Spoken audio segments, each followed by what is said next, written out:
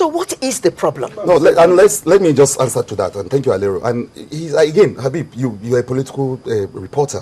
You should have known that PDP is doing some things about this. They did something recently when they sent a fact-finding mission to the United States. And some people were kind enough to publish the picture of Governor Tambaba and this people. No, Suswan. I'm talking of the PDP fact-finding mission that went. Yes, and the PDP then said that they were satisfied, impressed actually with what they saw. So if you look back, the PDP is already doing something about it. And the chairman of the PDP, if you're bothered to read the papers today, had already said that after the convention, they are coming down to Taraba to also look at the matter and what is going on. And I keep saying that, look, the problem, like Alero pointed out, is not even about we being in the same family. It's just about accepting that we're going to follow the Constitution. And everything is unconstitutional. I'm talking about 2015 and power grab.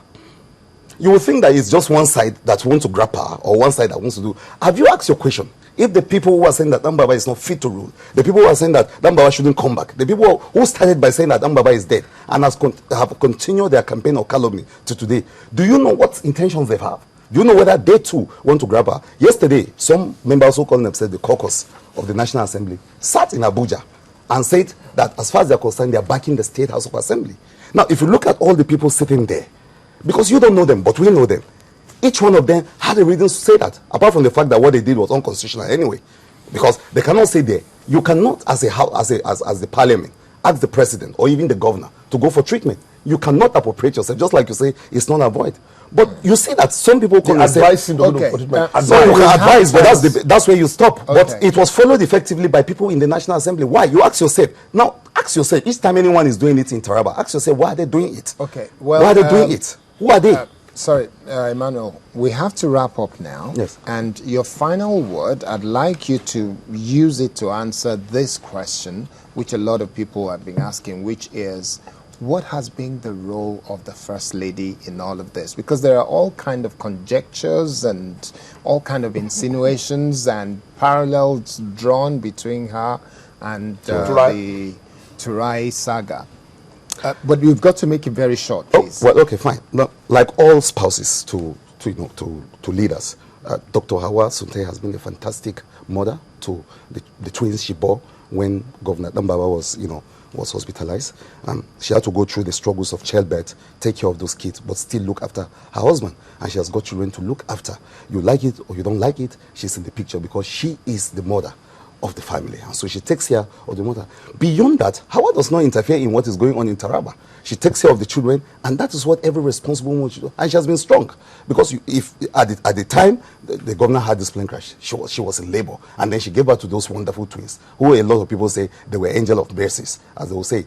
And she's been taking good care of her husband, staying by inspiring, getting him to be strong, and getting him to be Are you aware of any meeting between her and the members of the legislature in the states, begging or appealing or saying anything to them whatsoever? No, I'm not aware of any. I'm not aware of such meetings. What happened? But you didn't read it in the papers. What happened between the legislators and the governor was that they went to see the governor, and then they came out then to pass what is completely unconstitutional to say that he's not fit to rule. So they have not at any point in time met with Mrs. Suntai, Dr. Suntai? No, I mean informally, people come around the residence of the executive governor of the state. They are probably going to run into the first lady. All right, it goes without saying. Your final word? My final word is that the governor's handlers should save us this headache.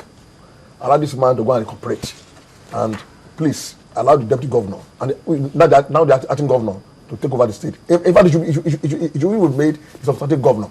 Of this drama. Please. Okay. Your final word, Dari, we got to go. What is going on in Taraba is the absurdity of a year's order. And as a good woman, as a good first lady who love her husband so well, you should not love power. She should not love power. What I've seen here is that this woman loved power and she didn't love her husband. She should just advise her husband to go and recuperate. That's my advice. Thank you very much. So I only have to now thank our panel, starting from Mr. Dari Egunlana, who's a public affairs analyst, the former Commissioner for Information in Taraba State, Mr. Emmanuel Bello, and Mr. Habib Haruna, who is Deputy Editor, Politics, Daily Independent. Thank you all very much for coming to share your insights with us. Sunrise will return in just a moment. Please don't go away.